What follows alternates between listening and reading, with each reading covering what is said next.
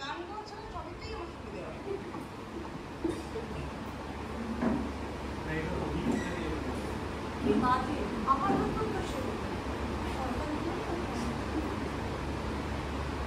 আগে আমি সবাইকে নমস্কার জানাই। আমার খুব ভালো লাগছে এখানে এসে, এবং এই নাট্য সংস্থার নাম, এই নামটা আমাকে খুব প্রাণিত করলো যে এরকমই তো হওয়ার কথা। অবশ্য এর আগে একজন বললেন যে হ্যাঁ এটা ঘটনা যে কবিরা নাটক দেখে না, কিংবা নাটক লিখছেন যারা বা নাটকের সঙ্গে যুক্ত যারা কবিতা পড়েন না, কিন্তু আমি ঠিক এটা বিশ্বাস করি না। আসলে সব শিল্প মাধ্যমগুলো আমার ধারণা একটার সঙ্গে আরেকটার একটা আন্তর বয়ান আছে, মানে ইন্টারটেক্সচুয়াল বয়ান যদি বলা যায়, সেটা আছে। আর সেটা থাকার জন্য হয় কি, একজন কবি নাটক তো অবশ্যই দেখবে, কারণ নাটক থেকে সে তার রসদ পায়। একজন নাট্যকারও কবিতা পড়বেন, এবং এটা দেখা যায় যে একজন একটা ছবি পেন্টিংয়ের এক্সিবিশন থেকেও একজন শিল্পী অনেক কিছু রসদ পেতে পারেন, অনেক কিছু ইনফ্লুয়েন্স পান। এবং কিংবা সিনেমাও আমাদের অনেক কাজে লাগে, মানে আমরা পরস্পরের যে যাতায়াতগুলো আমাদের বিভিন্ন মাধ্যমে এটা থাকে, ফলে এখন ঠিক ওইরকম কোনো রিজিডিটি নেই বা রিজুলতা নেই যে এই অমুক করবে না কি, মানে সমস্ত পাঁচিলগুলোই ভেঙে যাচ্ছে, পাঁচিলগুলোই ভেঙে গিয়ে সবাই সব মাধ্যমে যাতায়াত করছে। এইটাই খুব ভয়ানক একটা শক্ত কাজ দিল, যেটা আমি ভাবিনি। যদিও যেটা আমাকে বলতে হবে ওই নারী বিশ্ব, সেটা বেশ কটমটো জিনিস। আমি তো পার্থজিৎকে বলছিলাম যে আমি পারবো না, যাবো না, বরং কবিতা পড়তে বললে অনেক সুবিধা হতো, কিন্তু পার্থ জোর করে আমাকে আসতে বললো, তাই আর কি। ঠিক আছে, চেষ্টা করছি গান গাওয়ার। কথা যেখানে কথা ভুলে যাবো থেমে যাবো, কেমন?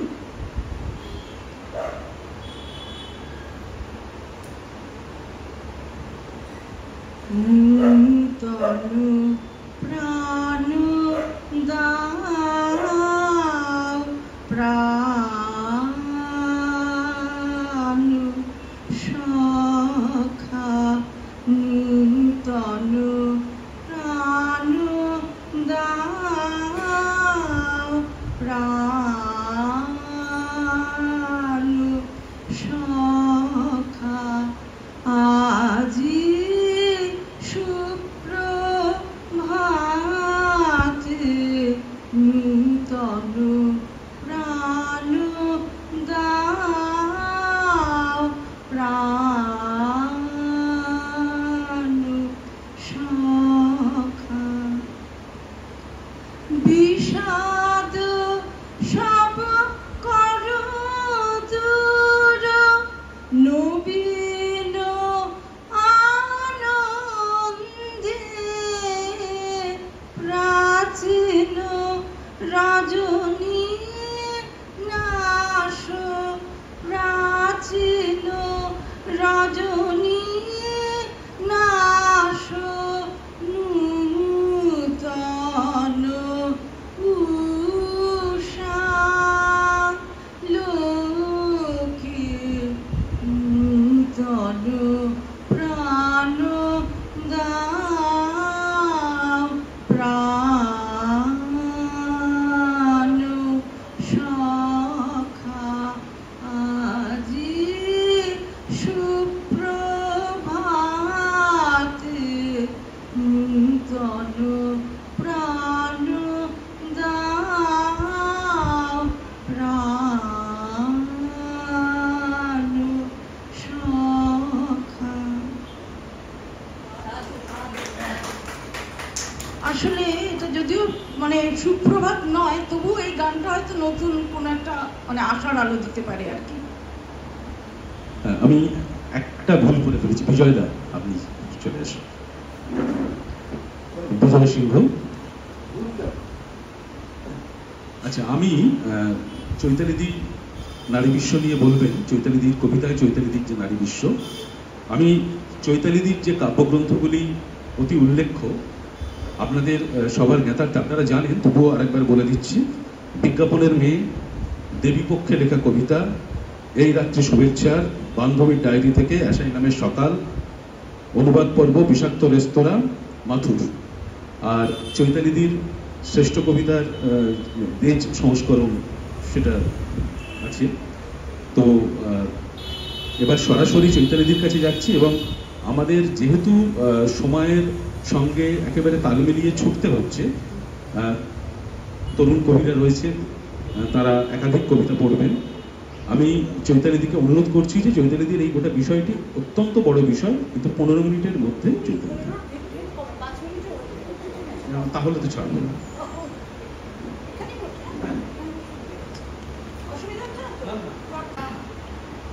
প্রথমেই আমি মার্জনা চেয়ে নিচ্ছি, কেননা আমি তো অধ্যাপক নই এবং সেভাবে আমার মানে মঞ্চে বক্তৃতা দেওয়া অভ্যেস নেই। ফলে আমি করেছি, আমি যা ভেবেছি সেগুলো একটু খাতায় জড়ো করে এনেছি বলবো বলে, তা না হলে কোথায় যেন একটা ছড়িয়ে যায়, কোথায় যেন একটা মুশকিল হয় আমার, সেই জন্য আর কি।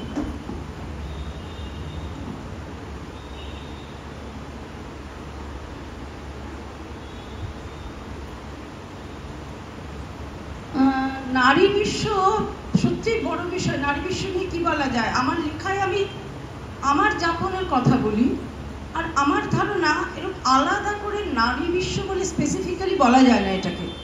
এটা এমন একজন মেয়ে যখন তার ন্যারেশনে বা টেক্সটে নারীর কথা বলছে, সেটাই তো নারী বিশ্ব, সেটা তো আলাদা কিছু নয়। এবং একই সঙ্গে আমি খুব দায়িত্ব নিয়েই বলছি, একজন পুরুষ যখন তার কবিতা লেখেন, সেই কবিতা কিন্তু কখনো ফেমিনিস্ট টেক্সট হতে পারে না।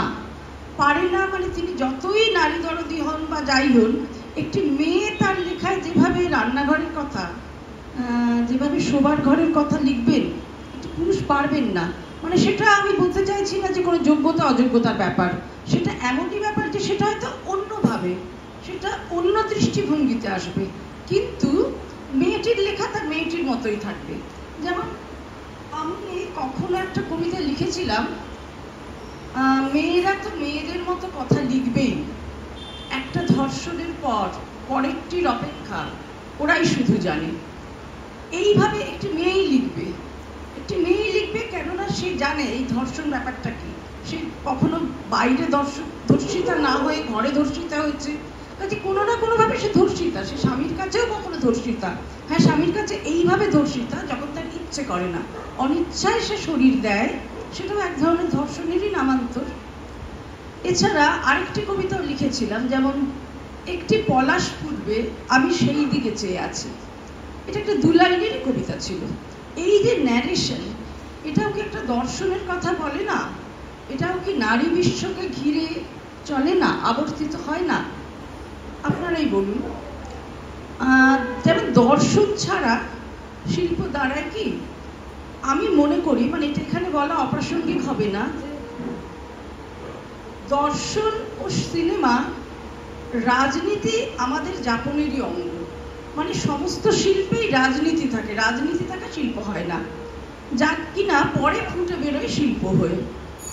প্রসঙ্গান্তর নয় মনে হলো, যারা মনে করেন তারা অ্যাপলিটিক্যাল, ভুল ধারণা।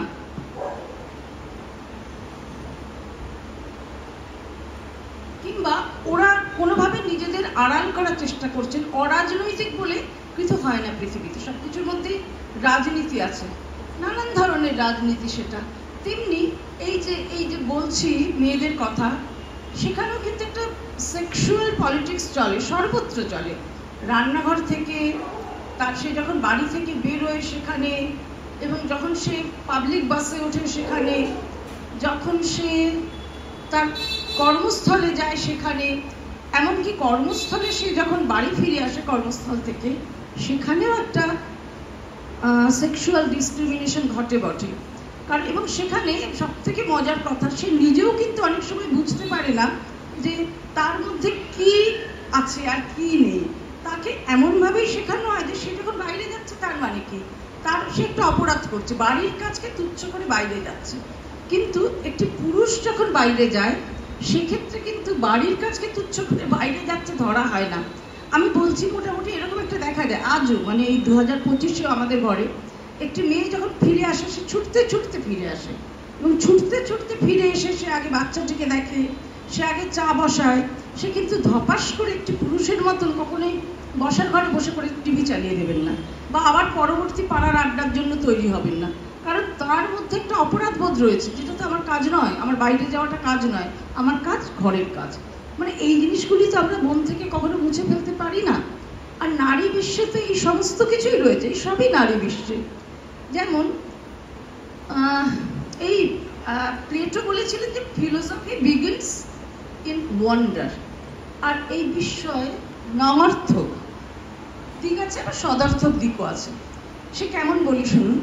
সকালবেলার আলো দেখে আমরা বিস্মিত হই, এই বিস্ময় থেকেই রাগ রাগিনী তৈরি হয়, বিশ্বব্রহ্মাণ্ডের এই অপূর্ব আপন কারুকাজ, এই যে ভাবনা, এর মধ্যে দর্শন নিহিত, লেখায় ফুটে ওঠে। কিন্তু একইভাবে চোখের সামনে আমরা যখন ধর্ষণ দেখি, সেখান থেকেও দর্শন আছে যা আমাদেরকে অন্ধ করে দেয়। লেখা হয়, তখনই লেখা হয় মেয়েদের নিয়ে কবিতা, ছেলেরাও লিখে থাকেন। এই দর্শন থেকে তো ব্ল্যাক স্প্রিংও লেখা হয়েছে, ব্ল্যাক স্প্রিং এর মতো উপন্যাস লেখা হয়েছে, ব্ল্যাক পোয়েট্রি তৈরি হয়। এই দর্শনে কালো আছে, আলো নেই। আরেকটা কথা বলি, যেটা ঠিক নারী বিশ্ব হয়তো নয়, কিন্তু আমি আমার দর্শনের কথা বলছি, আমার লেখায় যাপনে যেটা আসে। ছোটবেলা থেকে, খুব ছোটবেলা থেকেই নশ্বরতা বোধ আমাকে পেরে বসেছিল, ফলে সেই বিষণ্ণ থাকতাম অকারণে। এই বিষণ্ণতাই জড়ো হয়ে এসেছে কবিতায়। এই যে আমার কবিতায় আছে, এক মুহূর্তের হ্যাঁ পর মুহূর্তেই না হয়ে যাবে, এটা এখনো আমি মনে করি। এটা কেন মনে করি, আমি যদি বিশ্লেষণ করি হয়তো সেভাবে পারবো না, কিন্তু মনে হয় পরপর বিশ্বযুদ্ধ, গৃহযুদ্ধ, যেগুলো আমি দেখিনি, নকশাল আন্দোলনের সময় আমার শিশুকাল এবং তার ব্যর্থতা, আন্দোলনের পরের যে ব্যর্থতা, আমার লেখায় এসব অবক্ষয়, হত্যা, নারী হত্যা, যে বিভীষিকাময় এখনো যে সময় চলছে, সেখানেই এই নশ্বরতা থেকেই কবিতা আসে। আর নারী বিশ্ব তো, হ্যাঁ, আমি জন্মসূত্রে নারী, আমার টেক্সট একজন নারীর জীবন থেকে উঠে আসবে, একজন পুরুষের টেক্সট তো নয়। একটু আগে আমি যেটা বললাম, সেক্সুয়াল পলিটিক্স, অপমান, অবহেলা, সবই কাজ করে সেখানে। নারীর দর্শন তাই মহত্তর দর্শন হয়ে এ জীবন লইয়া আমি কি করিব ভাবে না, সত্যি ভাবে না সেটা, কারণ তার অত বড় পৃথিবী ভাবার অবসর কোথায়? তাকে এত যুদ্ধ করতে হয় একটি নারীকে, যার জন্য একজন আমেরিকান চিত্র সমালোচক, একজন মহিলা লিখেছিলেন যে মেয়েদের দিয়ে নাকি কোনো মহত্তর দর্শন কখনো সম্ভব নয়। সেটা বলেছিলেন তিনি, এই কারণেই বলেছিলেন কারণ মেয়েদের এত ছোট জায়গার মধ্যে লড়াই করে বেড়াতে হয়, সেই লড়াই করতে করতেই বোধহয় তার অর্ধেক শক্তি ক্ষয় হয়ে যায়। এটা কোনো মানে রাগের বিষয় তো বটে, কিন্তু এটা তর্ক সাপেক্ষ নয়। যৌনতা, কাজ, চিন্তন, সব ক্ষেত্রে সে সমতা চায়, এবং এইটাই একটি মেয়ের দর্শনও হয়। আগে তো সে সমতা পাক, সমতা পাওয়ার পর তারপর সে না হয় অনেক বড় বিশ্বের কথা ভাববে। এখানে একটি কোটেশন আমার খুব উদ্ধৃতি, খুব প্রিয়। কেয়া চক্রবর্তী তার ডায়েরিতে একটা এন্ট্রি লিখেছিলেন, খুব ছোট, মানে অনেক বড় ডায়েরি, তার মধ্যে একটি এন্ট্রি আমাকে এখনো ভীষণ, আমার কাছে মর্মান্তিক লাগে, আমাকে খুব ভাবায়। আমি সেটা একটু পড়ার চেষ্টা করছি।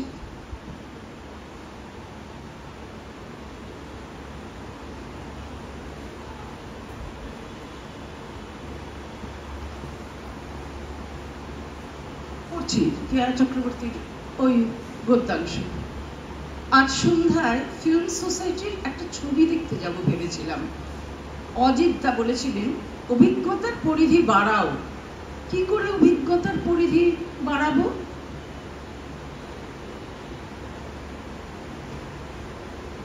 একাডেমি অফ ফাইন আর্টস থেকে রাত করে ফিরতে মানা আমার।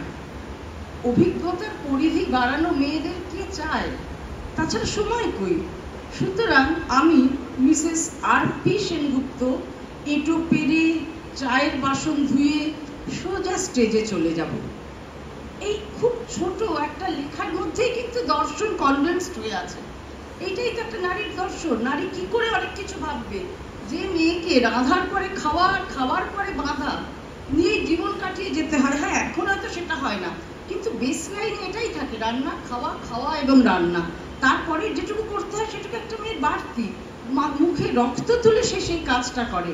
কাজে নারী বিশ্ব খুব বেশি দূর যেতে পারে না, মানে আমার ক্ষেত্রে অন্তত পারে না আজও।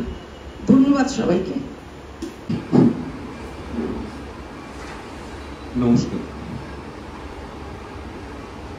যে বিষয়টার কথা পার্থ আমাকে আলোচনা করার জন্য বলল, আগে বলেছে পরেও বললো আর কি, ব্যাপারটা অনেকের কাছেই মনে হবে মানে জিনিসটা মিথ আর মিথের বিনির্মাণ একটু কঠিনই মনে হবে, কিন্তু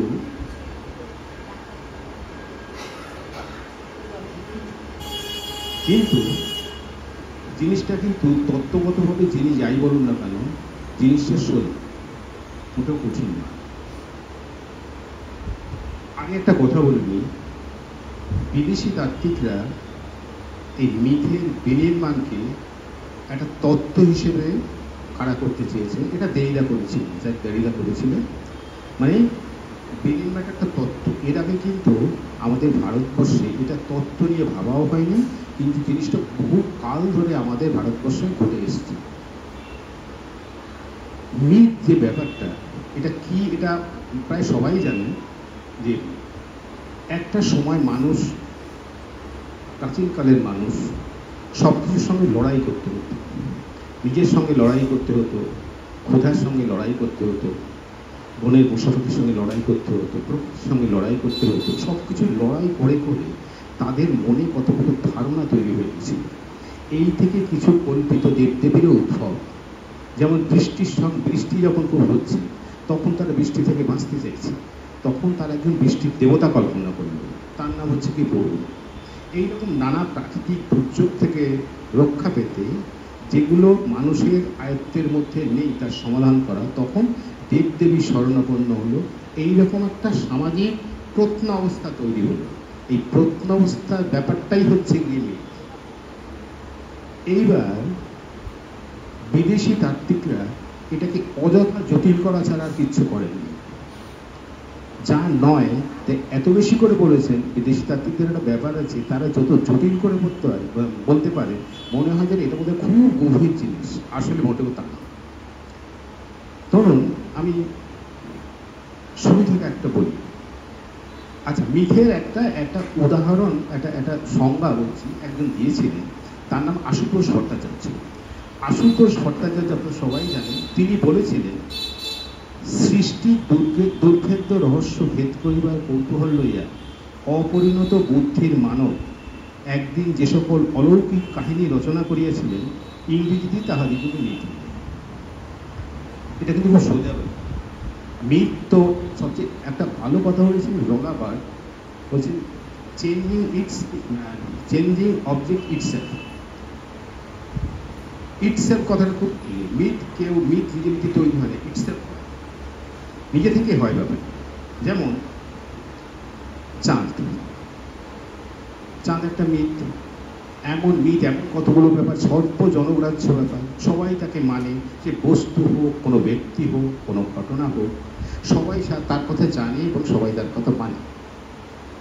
চাঁদ একটা ব্যাপার, সূর্য একটা ব্যাপার, কিন্তু যখন এটাকে একটা সবাই জানি, চাঁদ একটা উপগ্রহ, সূর্য একটা নক্ষত্র, কিন্তু চাঁদকে কখন থেকে মামা ভাবা শুরু হল, সূর্যকে কখন থেকে মামা ভাবা শুরু হল, রবি মামা বা সূর্যি মামা বলি তো আমরা, কে প্রথম বলেছিলেন জানি না কেউ। চাঁদ কখনো একজন মানুষ নয়, তাকে মামা ভাবার মধ্যে নৈকট্য, একজন আমার মায়ের ভাই, এ হচ্ছে মামা, তা চাঁদ এত কাছাকাছি ভাবা, এটা তো একটা উপগ্রহ সঙ্গে কেউ ভাবতে পারে না। এইটা হচ্ছে বিনির্মাণ, সোজা করে দেবো, কঠিন কোনো ব্যাপার কিছু না। সূর্য মামা, সে একটা হচ্ছে বিনির্মাণ, এটা যিনিই করুন না কেন, যারাই করুন না কেন, এই বিনির্মাণটা এইভাবেই হয়েছে, একটা জিনিসের একটা ধারণার বিনির্মাণ। এখানে হয়তো একটা বস্তুর বিনির্মাণ, বা চাঁদ যদি কারো নাম হয় তার বিনির্মাণ, একটা বস্তুর বিনির্মাণ। সূর্য একটা বস্তু, চাঁদ একটা বস্তু, তার নির্মাণ হচ্ছে। এইবার এই বিনির্মাণগুলো কত রকম, এক হচ্ছে চরিত্রগত, একটা হচ্ছে ঘটনা সংযত। আমি একটা এত কথা বলা যাবে না, সব এক জায়গায় চলে আসে, ফলে আমার একটু পয়েন্ট করে বলতে হয়। যেমন ধরুন মেঘনাদ বধ কাব্য, মধুসূদন দত্ত রামায়ণের একটা কাহিনী নিয়ে, একটু জায়গায় অল্প একটু কাহিনী নিয়ে মেঘনাদ বধ কাব্য লিখেছেন। তিনি রাবণ চরিত্রকে নায়ক করেছেন, রাম চরিত্রকে অন্যরকমভাবে ভেবেছেন, সীতা বা প্রমীলা বিভীষণ এতে সম্পূর্ণ অন্যরকমভাবে ফেলেছে। এটা কখন ভাবলেন উনি? 19 শতকের মধ্যবর্তীকালীন সময়, এই সময়ের পরিপ্রেক্ষিতে তিনি ভেবেছেন। আপনারা দেখবেন মধুসূদন দুটো প্রহসন লিখেছিলেন, একটা হচ্ছে বুড়ো শালিকের ঘাড়েরও, আর একটা হচ্ছে একে কি বলে সভ্যতা। তিনি এই দুটো বোধহয় বাংলা সাহিত্যের শ্রেষ্ঠ প্রহসন, কিন্তু আর লেখেন। কেননা বুড়ো শালিকের ঘাড়েরও হচ্ছে একটা গ্রামের অন্যায় অবিচার একজন ভক্তপ্রসাদ তিনি করছেন, আর একেই বলে সভ্যতা যেটা নাগরিক একটা জাত, তখন ইয়ং বেঙ্গলরা ছিল, এরা কি সব মদ খাচ্ছে, এটা ওটা করছে। এই যে ব্যাপারগুলো মধুসূদন মেঘনাদ কাব্যে ওই সময়ের প্রেক্ষিতে রাবণ চরিত্রকে ওই সময়ের প্রেক্ষিতে ভাবলেন। রাবণ চরিত্রের বিবর্তন হলো। রাবণ একটা মিথ, রাম একটা মিথ, রামায়ণ একটা মিথ, বা মহাভারত একটা মিথ। একে যখন মধুসূদন অন্যরকম ভাবে ভাবলেন, তখনই সেই মিথের একটা নির্মাণ হলো। আমি একে ঠিক ডিকনস্ট্রাকশন বলবো না, ডিকনস্ট্রাকশনের সঙ্গে আর বিনির্মাণের সঙ্গে আমার একটু একটু পার্থক্য আমি মনে করি। যেমন ধরুন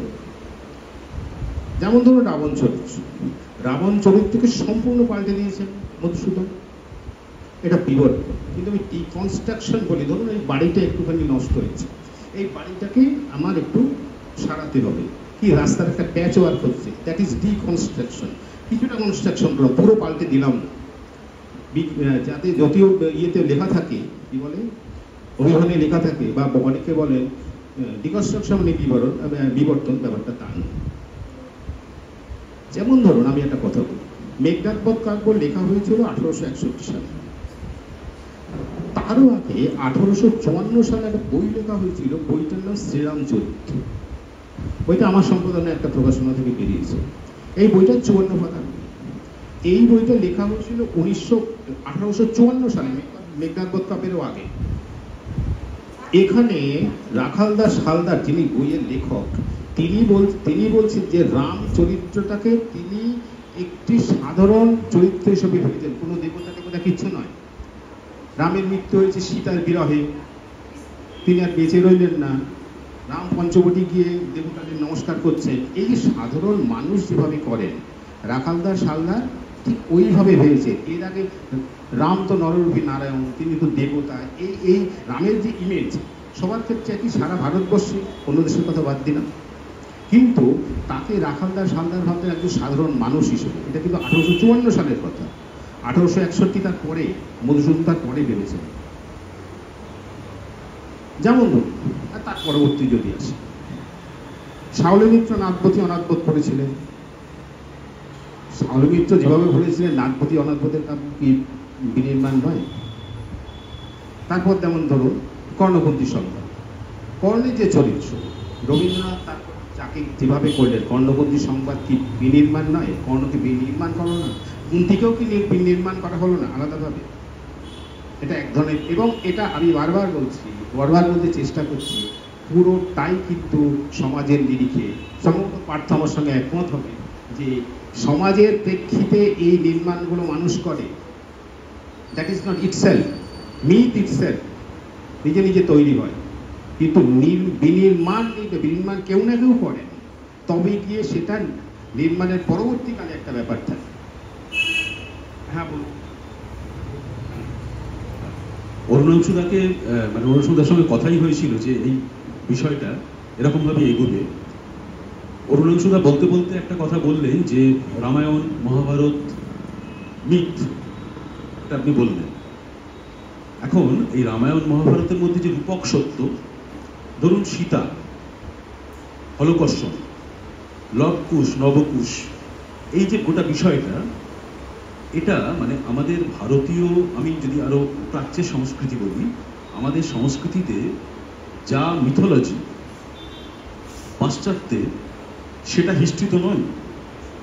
হ্যাঁ, তাহলে আপনি কি কোনো মহাকাব্যের রূপক সত্যকেই একমাত্র সত্য বলে মনে করছেন না, বা রূপক সত্যের বিপরীতে যে সত্য সেটা কি একমাত্র সত্য বলে মনে করছেন?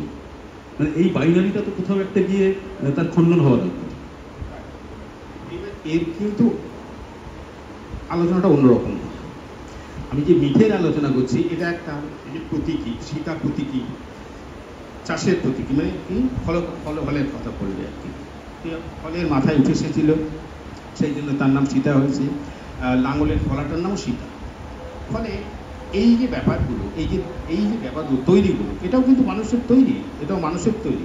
এটা কিন্তু রাজা জনক চাষ করতে করতে বার করে ফেলেছিলেন বা এরকম কোনো ব্যাপার না। এটা গল্প, এটা প্রতীক বলুন, রূপক বলুন, যাই হোক, এটা এক ধরনের ব্যাপার। আর সেটাকে যখন আমি মিথ হিসেবে ভাববো বা আমি যখন মিথ হিসেবে ব্যবহার করবো, ঘটনাটাতে চাই সেটা আমি আমার মতো করে করব। আমি পরের উদাহরণগুলো আপনারা বুঝতে পারবেন। যেমন ধরুন মহাশ্বেতা দেবী দ্রৌপদীকে তিনি দ্রৌপদীর মতো কিন্তু ভাবেননি, দ্রৌপদীর পঞ্চস্বামী একদম ভাবেননি। যেমন ইরাবতী কাব্যের যুগান্ত ভীমসেনকে নায়ক করেছে, কেননা দ্রৌপদী নাকি ভাবতেন, মনে করতেন, এটা ইরাবতী কাব্যে তার যুগান্ত উপন্যাসে লিখেছেন, দ্রৌপদী নাকি ভাবতেন ভীমই তাদের সবচেয়ে ভালোবাসে, কেননা যে কোনো বিপদে তিনি ভীমের কাছে যেতেন। ভীমের চরিত্রটা নির্মাণ হল রামায়ণে বলুন, অন্য কোনো কাহিনীতে বলুন, ভীমসেনকে কিন্তু এরকম করে কেউ আঁকেননি ইরাবতী কাব্যে। একটা মজার ব্যাপার, মানে কিরকম হয় একটা চরিত্র আপনারা, মানে এটা একটু মজার জায়গায় নেই। যেমন প্রেমেন্দ্র মিত্রের গল্প সবাই পড়েছে, আগ্রা যখন টলমল, রবীন্দ্রনাথ প্রসব মেয়ে ছিলেন, এইসব গল্পে দেখবেন এই গৌর, শিশির, অমুক তমুক এরা নেই। তাতে কয়েকটি চরিত্র ছিল, চরিত্রগুলির নাম হচ্ছে ভবতারণ বাবু, রামশরণ বাবু, শিবপদ বাবু আর হরিসাধু বাবু। এই হচ্ছে চারটি চরিত্র। কিন্তু তারা শুধু রামশরণ বাবু নন, মেধভারী যিনি হস্তির মতন বিপুল সেই রামশরণ বাবু, উদর দেশ যার কুম্ভের মতো স্ফীত সেই রামশরণ বাবু, সেই ভবতারণ বাবু, মস্তক যার মর্মরের মতো মসৃণ সেই শিবপদ বাবু, মাথার কেশ যার কাশের মতো সূক্ষ্ম সেই হরিসাধন বাবু। শুধু হরিসাধন বাবু বা রামশরণ বাবু বললে হবে না। তার মানে কি এই রামশরণ বাবু একজন সাধারণ মানুষ, তিনি একজন মোটা মানুষ, এইটা তাকে রামশরণ বাবুকে নির্মাণ করতে হবে। শুধু রামশরণ বাবু নয়, এর আগে ঘনাদার ইয়েতে যে শুধু গৌ, শিবু, অমুক তমুক, কিন্তু এটাতে না। আপনার আগ্রা যখন টলমল পড়ে দেখবেন আপনার দারুণ মজা লাগবে। আবার ধরুন আমি যদি আঞ্চলিক উপন্যাসের জায়গায় যাই, আঞ্চলিকতা পরে প্রত্যেক পাড়াই দেখবেন একটা হাত কাটা গোপাল, ল্যাংড়া মতি আছে না, থাকবে। কিন্তু এবার দেখবেন আপনি তারাশঙ্কর এক জায়গায় বলছেন তেতলে বিলেস, মানে বিলাস হচ্ছে চরিত্রটা, তার উচ্চারণ হচ্ছে বিদেশ, সেটা হচ্ছে তেতলে বিদেশ, গোল পাঁচু, ঠিক আছে। এবার নিম তেলে পানু, এই যে একটা চরিত্রকে পানু, বিলাস, এদের যে একটা বিশেষণ যোগ করা, এই চরিত্রটা কিন্তু একটা অন্যরকমভাবে নির্মাণ হয়েছে। সেটা আমি হাসির বলতে পারি, কিন্তু বেশিরভাগ ক্ষেত্রে আঞ্চলিক উপন্যাসে এটা ব্যবহৃত হয়। আপাতত আমি এইটা বললাম, আমি একটু অন্য জায়গায় চাই, এই ব্যাপারটা একটু অন্য জায়গায় আমি চাই। আপনারা অনেকেই অজন্তা গুহায় গেছেন, অজন্তা গুহা দেখেছেন, সেখানে যে ইয়েগুলো আছে, দেয়ালে যে চিত্রগুলো আছে, আপনারা সবাই দেখেছেন, এখন আর বোঝা যায় না, নষ্ট হয়ে গেছে। শিল্পী মুকুল দে অজন্তার গুহায় গিয়ে অনেক দিন থেকে সেখানকার ফ্রেস্কোগুলো করেছেন। সেই ছবিগুলো দেখে ছবি এঁকেছিলেন যাতে সেই ছবিগুলো না হারিয়ে যায়, এটা তিনি ভেবেছিলেন। এবং সেই শুধুমাত্র অজন্তা কেভেই যাননি, উনি টাইগার কেভে পর্যন্ত গেছিলেন, যেখানে যাওয়া অজন্তা থেকে 30 কিলোমিটার দূরে, এবং সেখানে বাঘের ভয় ছিল তখন, মানে বাঘ যে কোনো সময় চিতাবাঘ আক্রমণ করতে পারত। সেইখানে প্রাণীর ঝুঁকি নিয়ে এই অজন্তার চিত্রের নকল তিনি করেছিলেন, ফ্রেস্কো করেছিলেন। তা অজন্তার অন্য একটা নির্মাণ হলো না। মুকুলদের আত্মকথা আছে আমার কথা পড়ে দেখবেন, সমস্ত লেখা আছে। আর একটা বলি, এটা একটু অন্যরকম। আপনারা সবাই কাফকা পড়েছেন, কাফকার মেটামরফোসিস সবাই জানে। সেটা কি, একদিন উঠে দেখলো চিঠি, এই তো এবার সে পোকা কেমন করে হলো, সে পোকা কি করছে, হ্যানন্দার করছে, চলল। বিখ্যাত গল্প, এটা নভেলটি বলা যায়, বিখ্যাত গল্প, কাফকা অ্যান্ড আদার স্টোরিজের মধ্যে গল্পটা আছে। কিন্তু মজার কথা হচ্ছে ওই বই আর একটা গল্প আছে, investigation of a dog. Metamorphosis কথা সবাই জানে, কিন্তু ইনভেস্টিগেশন ডগের কথা কেউ বলে না। আপনারা ইনভেস্টিগেশন ডগ কবিতা পড়ে দেখবেন গল্পটা। সেখানে একটি কুকুর, আমি মানুষের চোখ দিয়ে বলবো না, কুকুরের চোখ দিয়ে বলবো, সে এক জায়গায় শুধু বসে আছে, মাঝে মাঝে ওখানে যাচ্ছে। এবার এই যে ঘটনা, চারদিকে যে ঘটনা ঘটছে, কুকুর তার মতো করে বলার চেষ্টা করছে। সে কখনো কুকুর কখনো মানুষ, সে কিন্তু অন্য কোনো চরিত্রও নেই। ওই একটি কুকুর শুধু চারদিক দেখছে আর বলছে, এখন এইটা হয়তো সে ভাবছে এটা যদি এখন এমন হয়। এটা একটু অন্য ধরনের মিথ। একটা কুকুরকে মিথ বলবো না, বলবো, কিন্তু কুকুর সব পৃথিবীতে সব জায়গায় কুকুর আছে, কুকুর মিথ নয়। কিন্তু এই যে গল্পটা, এই মেটামরফোসিস তো মিথে তৈরি হয়েছে, সবাই স্বীকার করবে। ইনভেস্টিগেশন অফ এ ডগ এটাও মিথে তৈরি হয়েছে, যারা জানেন পড়বে, পড়লে দেখতে পারবে। এই যে ব্যাপারটা, কুকুরকে সম্পূর্ণ অন্য রকম ভাবে ভাবা হচ্ছে। এই কুকুর আমাদের পাড়ার কুকুর নয়, এই কুকুর কোনো পেডিগ্রি নয়, তার কোনো পেডিগ্রি নেই, কিছুই নেই। একটি কুকুর শুধু একবার ভাবছে, চারদিকে দৃশ্য দেখছে, একটু ওখানে গিয়ে বসছে, আবার ওখান থেকে দেখছে দৃশ্যটা কেমন দেখা যায়। এই যে সম্পূর্ণ মানুষ একটা, আমি এখানে দেখছি আপনারা সবাই বসে আছে, একটি কুকুর কি করে দেখবে? কুকুর বলছে, কুকুরের আত্মভাষণ হচ্ছে, সেটা আমাদের আত্মভাষণের মতো নয়, আবার কখনো আমাদের আত্মভাষণের মতো। এই যে ব্যাপারটা, এই কাকটা এত ভালো এই ব্যাপারটা করতে পারতে, এটা যারা কাকটা পড়ছেন তারা সবাই জানেন। এই এক ধরনের ব্যাপারটাকে চেঞ্জ করে দাও। আমি যদি একে মিথ বলি, আর কেউ যদি একে মিথ না বলেন নাই, কিন্তু এই যে বদলে দেওয়া, এই যে পাল্টে দিচ্ছে, কাফকার সময়টা আপনারা বিচার করুন, তাহলেই বুঝতে পারেন যে সময় কাফকা এটা লিখছেন। এইবার ধরুন, সময় তো বেশি দিই, আমি আর একবার একটু মজার কথায় যাই। এটা কেউ রাজনীতি নিয়ে থেকে নেবেন না, বিষয়টা আমি বলছি, বিষয়টা কিন্তু সহজ, বিষয়টা কোনো কঠিন নয়। অযথা বিদেশি প্রবক্তারা জটিল করে তোলে, খুব এটা এখনকার তাকালেই দেখতে পাবে।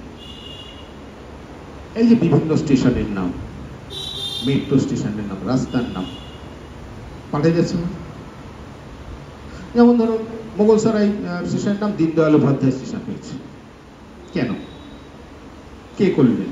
এটা কেন্দ্রীয় সরকার করলেন বা এরকম কিছু? উদ্দেশ্যটা কি? যিনি করেছেন বা যারা করেছেন, এটা কিন্তু তিনি বিবর্তন ভেবে করেননি, তারা বলছেন মূর্খ।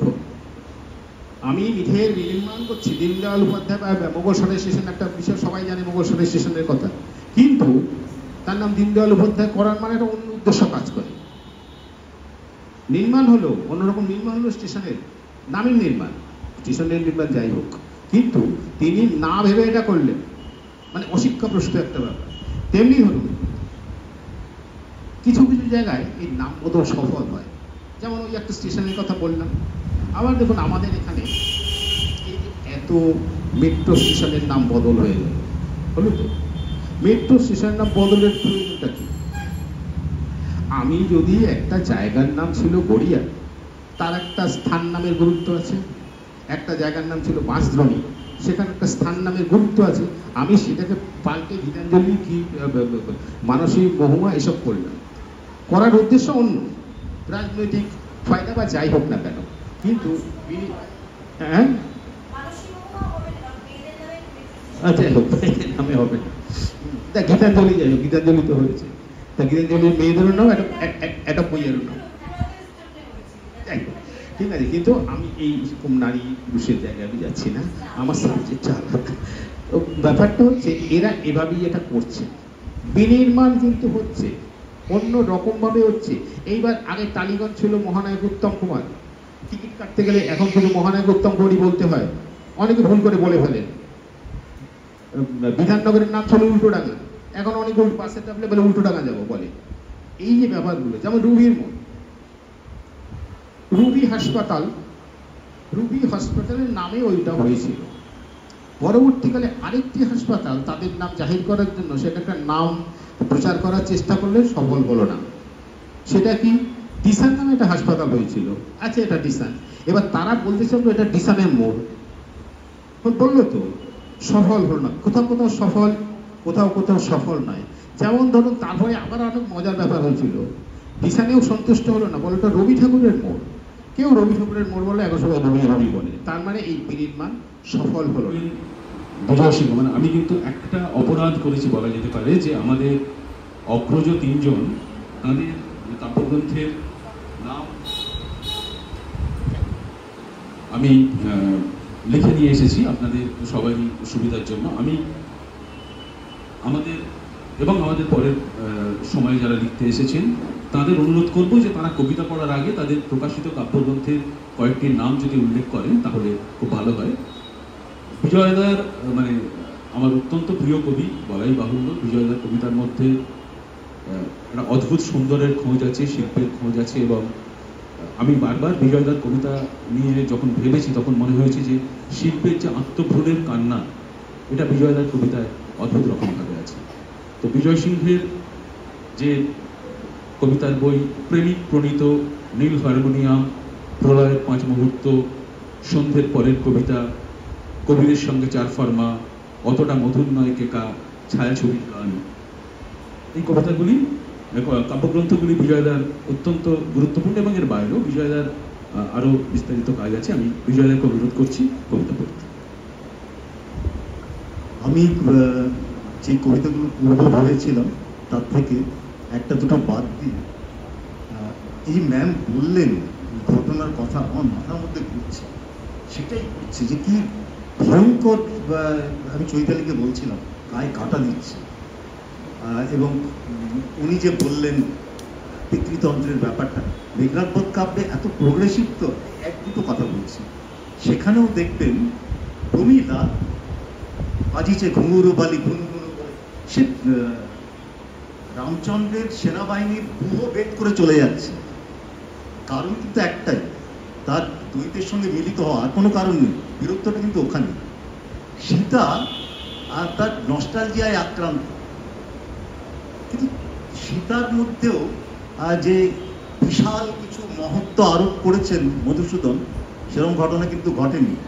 বীরাঙ্গনা কাব্যের কথা আমি মনে আছে, সেটা আরেকটু পরে। তো যাই হোক, মাথায় যেহেতু ঘুরছে, সেহেতু আরজিকরের যে মর্মান্তিক ঘটনাটি ঘটেছিল আমার খুব নাড়া দিয়েছিল, এখনো নাড়া দেয়।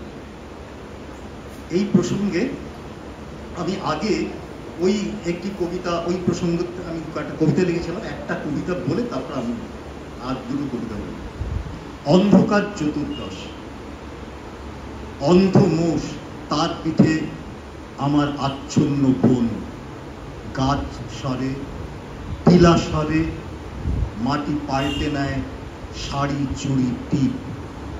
মতিচ্ছন্ন ভাই আমি কাঠ হয়ে আছি। এই দ্বীপ একদা মানুষই ছিল, মানুষ ও পশুর কোলাজ নিয়ে আজ ক্ষতময় বিনা পানি নদী আছে।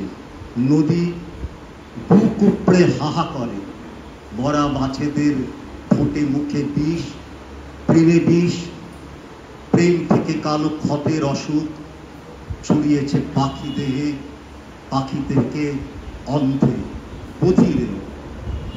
বধির গুণমেরা পথ নির্দিষ্ট ও নিশানাবিহীন ও বাউলিয়া ও বেগান, এক চোখ মিশেছে একদিনে।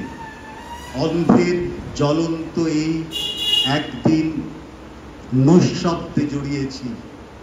ছন্ন বোন, তারই পিঠে অন্ধ মোষ, অনির্দিষ্ট জ্যোতি, এছাড়া কিছুই সত্য নয়, মিথ্যে পর্ব পদ জ্যোতি। অঙ্গার হয়েছে, নীল সব থেকে ছন্দ কুড়িয়েছি। আর দুটো কবিতা পড়ছি।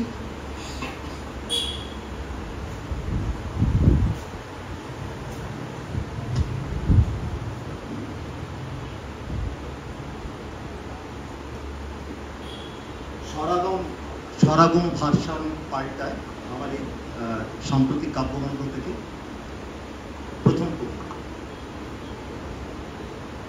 এতটা বিস্তার বসুধার, এতটা সংশ্লেষ, তার প্রচণ্ড দুপুর আর নির্মম রজনী নিয়ে সামান্য বিজয় সিংহ অতিশয় হয়ে আছে। চোখের আখর থেকে ঐশ্বরিক পোকাদের সরিয়ে দেখেছি তুমি মৎস্যকন্যা নিভ, মায়া নিভ, তবু আঙুলের স্পর্শ দোষ তোমাকে সরালে উৎসব উঠেছে যতভাবে, তাতে বিনা হস্তে নেমেছেন গান্ধর্ব বালক বালিকারা। কার্বন মাখানো চোখ, শৃগাল মাথার মানুষেরা গেলাসে গেলাসে নেন দেবতার লহু। দেবীদের মাথা থেকে নিষ্ক্রান্ত আর্তিরা বাতাসে দুলেছে, বাতাসেরা কলজে থেকে ছড়িয়েছে সমগ্র আক্তারি বাই, ধ্বংসী থেকে মরে যাওয়া শিশুদের ডানা। সামান্য বিজয় সিংহ সংকোচন প্রসারণে মার খেতে খেতে চূড়ান্ত বিন্দুর দীর্ঘতম শ্বাসে দাঁড়িয়েছে, আর চিনতেই পারছে না তাকে ঘর গৃহস্থীয় তথা আয়না থেকে ভেঙে পড়া গর্হিত পারদ। অচিন্তের সেই আদি, সেই যোগ ভস্মময় থেকে স্বপ্নাদ্যের তোমাকেও মৎস্যকন্যা নিভ মনে হয়েছিল।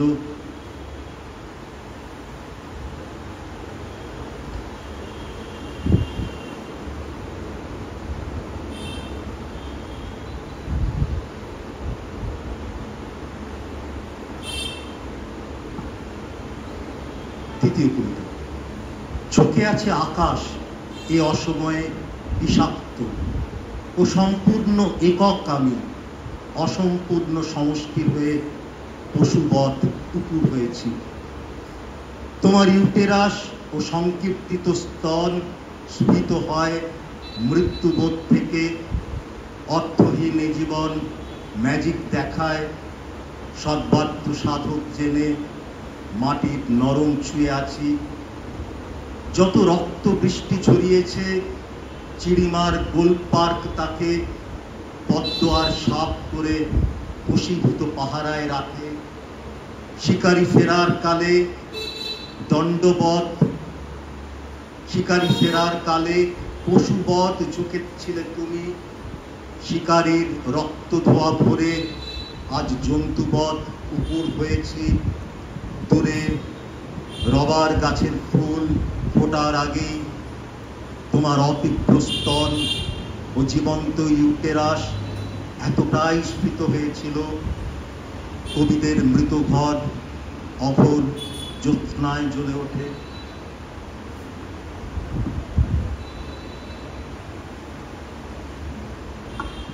শেষ করতে বলছি।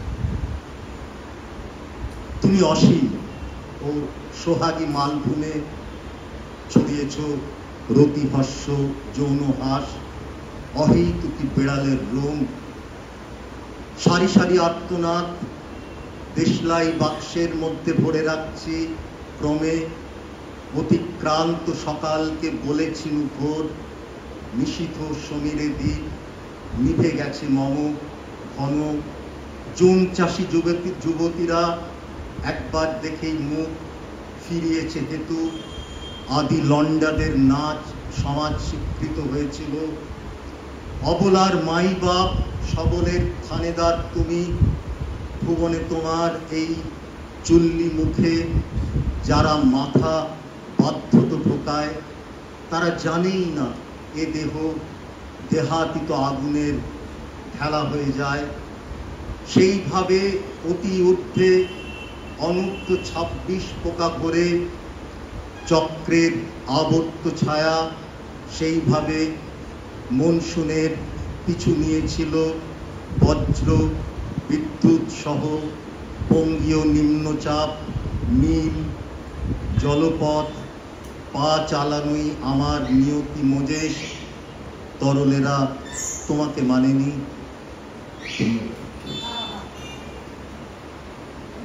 আমি শ্যামষ্টিকেও ডেকে নিচ্ছি। শ্যামষ্টি বুঝে তো বসুন।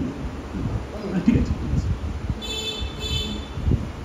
আমি আশ্চর্য হয়ে দেখছিলাম যে বিজয়দা, চৈতালিদি, অরুণাংশুদা, আমাদের অগ্রজ ওই দিন কবির প্রথম কাব্যগ্রন্থ 1-2 বছর এদিক ওদিকে বেরিয়েছে, কিন্তু কি অদ্ভুত পৃথক তাদের স্বর এবং কি অদ্ভুত উচ্চতায় তারা বাংলা কবিতাকে নিয়ে গেছে।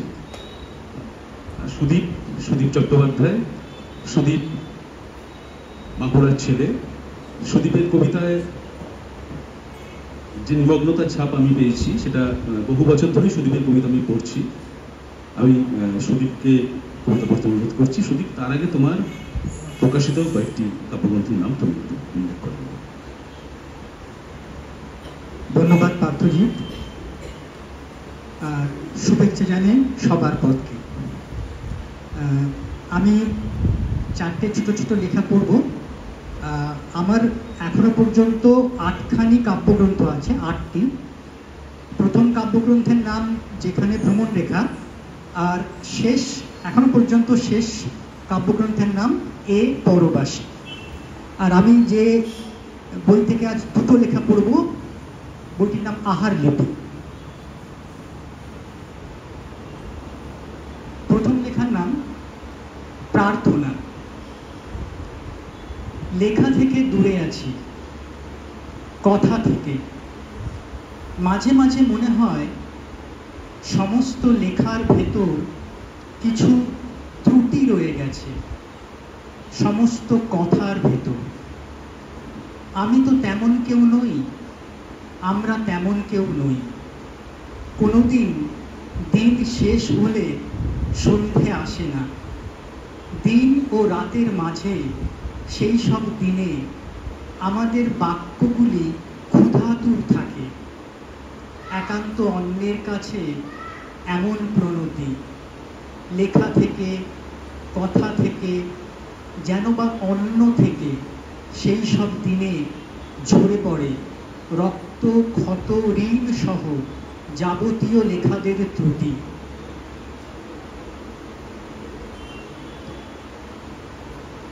পরের লেখার নাম অপর। কবিতা আমার কেউ না, এই বইপত্তর কেউ না।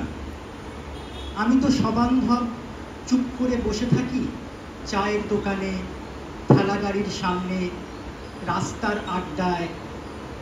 নিজেকে এতবার পাল্টে পাল্টে নিচ্ছি যে আমার পূব বলে কিছু নেই, নেই পশ্চিম। কেবল একটা নির্জন গন্ধ পাচ্ছি। রোজ সূর্যাস্ত দেখছি তোমাদের গল্পের ভেতর। দেখছি মানুষ কেমন ছোট হতে হতে বটফল হয়ে যাচ্ছে, আর বটের আঠায় তোমাদের মৌলিক উচ্চারণগুলো জোড়া লেগে গড়িয়ে যাচ্ছে অনন্তের দিকে। সুদীপের লেখা আপনারা শুনলেন। আমি তো বহু বছর ধরেই পড়ছি, আপনাদেরও ভালো লেগেছে, সেটা আপনাদের স্বতঃস্ফূর্ত অভিব্যক্তি থেকেই বোঝা যাচ্ছে। সুদীপ অভিনন্দন। সুদীপ, আমি খুব অবাক হয়ে যাই একটা বিষয়, সেটা হচ্ছে যে আমাদের অগ্রজ যারা রয়েছেন, যে 3 জন, তারা অত্যন্ত ভালো কবিতা লেখেন এবং অত্যন্ত ভালো কবিতা পাঠ করেন। কবিতা পাঠের যে ব্যাপারটা, শোনা যায় যে জীবনানন্দ দাশ নাকি খুব ভালো কবিতা পাঠ করতে পারতেন, কিন্তু সেই মিথটা আমাদের আবার সেই মিথের কাছেই যেতে হবে। সেই মিথটা মিথি হয়ে রয়েছে। চমৎকার কবিতা পড়েন। এখন আমি যাকে কবিতা পড়তে বলবো, আমি যতজনের কবিতা পাঠ শুনেছি, ভালো কবিতা লেখে এবং ভালো পাঠ করেন, তার মধ্যে শ্যামশ্রী অন্যতম। আমি শ্যামশ্রী রায় কর্মকারকে অনুরোধ করছি কবিতা পড়ার জন্য।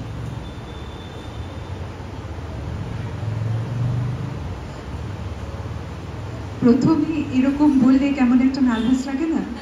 মানে প্রথমেই যেন পরীক্ষা দিতে বসিয়ে দেওয়া হলো। শুভ সন্ধ্যা, আমার অগ্রজদের প্রণাম এবং সকলকে আমার শুভেচ্ছা জানিয়ে আমি কবিতা পাঠ করব। আমার প্রথম কাব্যগ্রন্থের নাম ফিরোজা রঙের ঘুম। এরপরে আর 2-3টি কাব্যগ্রন্থের কথা বলবো। একটি দীঘল হরিণ দৃশ্য, আরেকটি মাতৃরূপেণ ধুলোবালি, এবং যে কাব্যগ্রন্থ থেকে পড়ছি সেটি আমার সাম্প্রতিকতম, তার নাম প্রবাহই শূন্যের ধারণা। প্রথম কবিতা। স্বর্গের প্রথম সন্তান, সমগ্র দেহটি হাত, দাঁড়িয়েছে রোদমগ্ন গাছ, মাথায় উঠেছে ফুটে অন্তরের পবিত্র আগুন। পবিত্র বলেই তো সে বেঁচে বলতে আছে এতদিন। দধিচি, যশোয়া, সীতা, বুদ্ধ আর কাইবিকে দেখে ফলবন্ত হয়েছে সে, শিখেছে নিঃসীম ভালোবাসা। গাছেরা দ্রাবিড় সব, ইনকা ও দেবী মহামায়া। তোমারে বধিবে বলে হা হা করে হেসে শতভাত ছড়িয়ে দিয়েছে পৃথিবীর সব কংসের চোখে। অশ্রু ঋতু এলে তার শরীরেই দৈববাণী ফোটে। পাতাদের বানগ্রস্ত মুমুক্ষু সন্ন্যাসী করে তাকে। ফলের সজলে ভরে রেখেছে সে বীজের নিখিল। আলো শ্যাম হয়ে এলে বাজিয়েছে ফুলের কীর্তন। এমন বৈষ্ণব গাছ, ঊর্ধ্ববাহু, নীল উপাসক, সন্তান পাতারা তার, একনিষ্ঠ সৈনিক পাতারা, অহিংসার প্রচারক, মায়া প্রচারক দেশে দেশে। বন্ধু খসে গেলে আমি তাদেরকে আর জানাবো না। আব্রু খসে গেলে প্রেম, যন্ত্রণার মুখ খসে গেলে একই তো ক্রুশবিদ্ধ দুর্বল শিষ্যের মুখ চেয়ে ক্ষমায় সুন্দর গাছ, স্বর্গের সন্তান।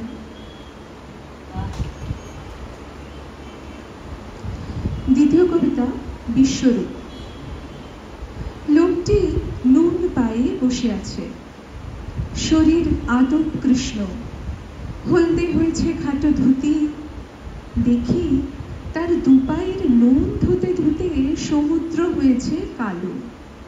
অদ্ভুত বিভ্রম সব, কেন যে এমন মনে হয়? হয়তো নুলিয়া হবে, দরিদ্র জেলে বা নুন চাষি, অতীব সামান্য কেউ, সাধারণ, কহতব্য নয়। দূরত্ব রেখেই আমি বসে পড়ি সমুদ্র সৈকতে। দুমুঠো বাদাম খাই, ঝিনুক গড়িয়ে যায় জলে। ঝিনুকের পিছু পিছু গোল হয়ে গড়ায় সময়। গড়ালো কার পালিতে, এই ভেবে অপাঙ্গে তাকাই। এ তো সেই লোক। এইবার স্পষ্ট চোখে দেখি লোকটির শীত অশ্রু জমা হচ্ছে সমুদ্র প্রমাণ। সময় গড়িয়ে যাচ্ছে রুঠো হাত থেকে। সমুদ্রের তলদেশে ডুবে তার স্বপ্নের প্রাসাদ। দীর্ঘশ্বাসগুলি যেন ব্যথার মুরলীধ্বনি। যে ঢেউ ঝাঁপিয়ে এলো তার দুই অক্ষত চরণে, তার কণাগুলি যেন লীন হয়ে গেল তার নখের গহ্বরে। এমন পিপাসা তার, এমনই সর্বগ্রাসী খিদে। আমি বললাম ও খুবই ভালো কবিতা লেখে এবং খুবই ভালো পড়ে। এরপর আমি যাকে কবিতা পড়তে বলবো আত্রেয়ী চক্রবর্তী। আত্রেয়ী অনেক গুণের সমাহার হচ্ছে আত্রেয়ীর মধ্যে আছে। আত্রেয়ী খুব ভালো কবিতা লেখে, আত্রেয়ী খুব ভালো নৃত্যশিল্পী, আত্রেয়ী গদ্যের হাত দিন দিন আরও তীক্ষ্ণ হচ্ছে। আত্রেয়ী চমৎকার গান গায়, যদিও আজকে আত্রেয়ীর গান শোনার সৌভাগ্য আমাদের হবে না, কারণ আমরা সময়ের থেকে কিছুটা পিছিয়ে চলছি। আমি আত্রেয়ীকে অনুরোধ করবো যে আত্রেয়ী তুমি অনুরোধ করতে পারো।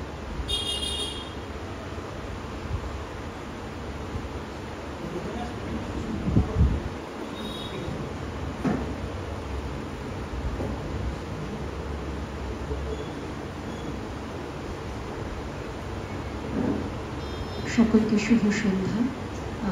সবার পথকে ভালোবাসা জানাই। আমার সামনে অগ্রজরা রয়েছেন, তাদের প্রণাম জানাই। পার্থচিত্তা এবং স্পন্দনদাকে আন্তরিক ধন্যবাদ।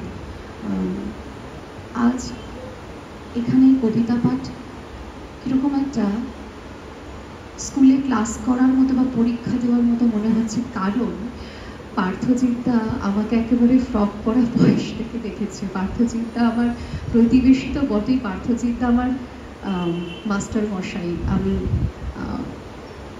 পার্থচিত্তার কাছে ইংরাজি সাহিত্য পড়তে যেতাম এবং এমন এক মাস্টার মশাই যিনি বলতেন, দূর তোমাকে আর কি পড়াবো, তুমি তো পড়ে ফেলেছো সব কিছু, পড়ো জীবনানন্দ পড়ো। না, কবিতা তো পড়বোই, কিন্তু ব্যাখ্যাটা দিই। সামনে চৈতালিদি আছেন, বিজয়দা আছেন। কবিতায় আসি। প্রথম কবিতাটির নাম মেয়ে জন্ম। মৃতা শরীরের সামনে আদিকন্ত স্বরবর্ণ, তলপেটের নিচে একতলা গঙ্গা মাটি, হাজার প্রলেপেও মূর্তি করা যাচ্ছে না। এহেন অবস্থায় মিছিলে হাঁটছি দ্রুত, আমার ত্বক বেয়ে গড়িয়ে যাচ্ছে কতিপয় পুরুষের চোখ, নাছুর বান্দা ঘাম, কলকাতা শহরের রাসায়নিক বৃষ্টি। তালে তাল মিলিয়ে স্লোগান দিচ্ছি, পুরুষতন্ত্র নিপাত যাক। প্রশাসন আপনার দাঁতে নখে লেগে থাকা রক্তয়ে প্রতিটা মেয়ে এখন চিতাভস্য দেউরি ও ডৌনির জাত। আমায় ঘিরে ধরছে শকাব্দ পেরোনো লিঙ্গ, শ্রেণী, অস্তিত্বের যাতনা স্পৃহা। প্রতিবাদী কবিতা লিখতে পারছি না, কোটি কাব্যগুণ খুঁড়েও। দশকের দায় নেই নাম মনে রাখার, সংকলন চরিত, দু একটি জোনাকির স্নান।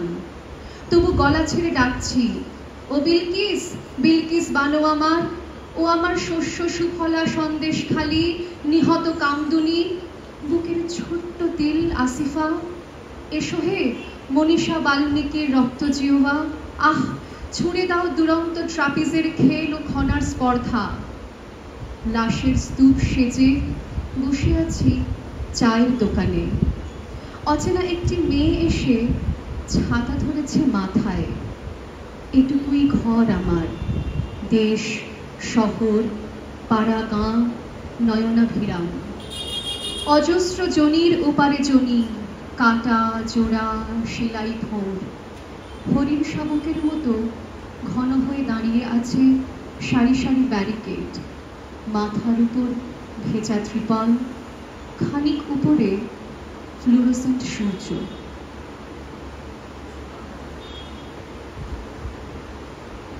এবার একটি সিরিজ কবিতা পড়ব, 3টি ছোট ছোট কবিতা। সিরিজটির নাম বহুত মিনতি করু। 1। মেয়েটি তোমায় নিয়ে কবিতা লেখে, যেভাবে পূর্ব পাপ ছাড়েনি কুন্তিকে, তুমিও হৃধনের রূপতাজি নিচে উঠছ দুরন্ত স্মৃতির ভারে। হে আমার মাধব, অতি তীব্র দহনের ফলে প্রেমের কবিতা ছেড়ে গেছে তোমায়। বেশ্যাপল্লীর বখাটে কুকুর লেলিয়েছি আমি, ঘুষ দিয়েছি ট্রাফিক পুলিশকে। রুদালি কবিতা, ফসলি রেশম টিট, অই রাধা ছিয়ে ছিয়ে, হকছি চিৎকার, ঘোলাটে আবহাওয়া। তবু আমি অভয় মুদ্রা শেখাবো তোমায়। বোধিবৃক্ষের আবাদি শরীর, নতুন করে লিখে ফেলা পোয়াতি কামচর। মেয়েটি তোমায় নিয়ে কবিতা লেখে, তুমি লেখো দেশভাগ, রাষ্ট্রের মাধুকরী। এমন দোনলা বন্দুক বুকে আমি উপনিষদ হাতড়াই, নিষ্কাম শ্লোক চাপন। ভেসে যায় বিজন নোঙর, দেহতরী, উপমিত রাত। 2। এবার সবাই ভাববে তুমি সত্যি সত্যি মাস্টার মশাই। 2। ঝড়ের কাছে জল মাপতে গিয়ে নখের আগায় সমুদ্র তট নিয়ে ফিরেছি, আর সেই থেকে জবা কুসুম শঙ্কাসন ডেকে পাশের পাড়ার সত্য মুকুলিত মস্তান শত ধারাতেও মুছে দিচ্ছে না বিষোদ্গার সম্পর্কের গূঢ় রহস্যখানি। দক্ষিণে জানালা খুলে মেপে নেওয়া হাওয়ার তীব্রতা থেকে থেকে ঘিরে ধরছে নেকড়ের সম্ভ্রান্ত ডাক, যক্ষ, বজ্র পিশাচ। কাচের এপার থেকে দেখা যায় ভাটি গাং, বিদীর্ণ প্রবাহ। জোয়ার ছাপিয়ে গুটি কয়েক দিকে দিকে ঠেলে দেওয়া চিড়ে, মুড়ি, চাল।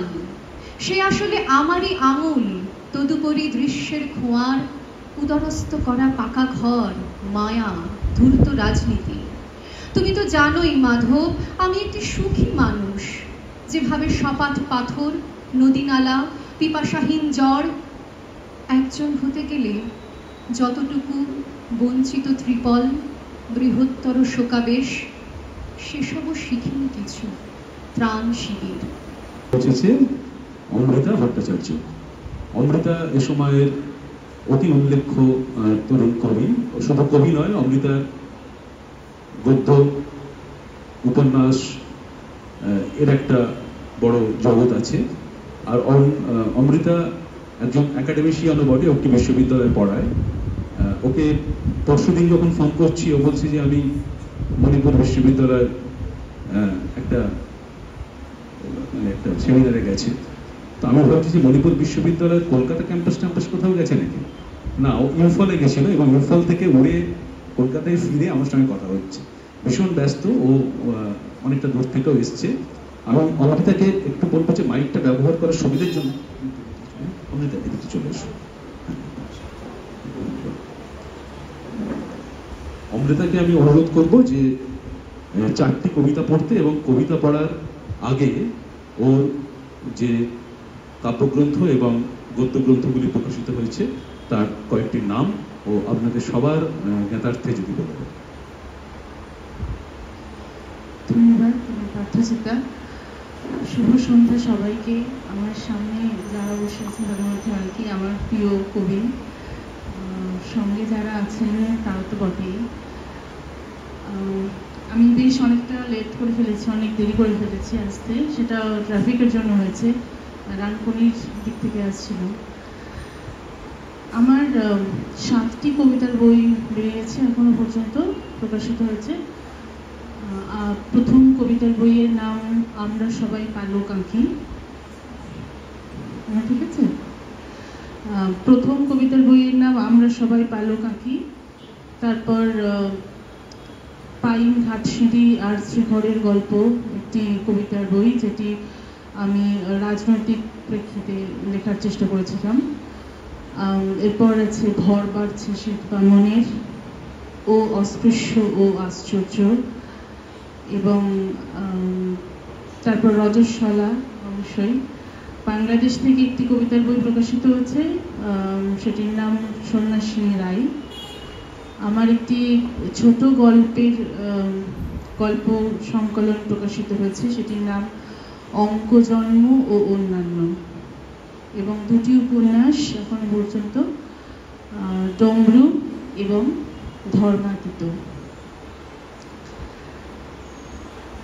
আমি কয়েকটি কবিতা পড়ছি।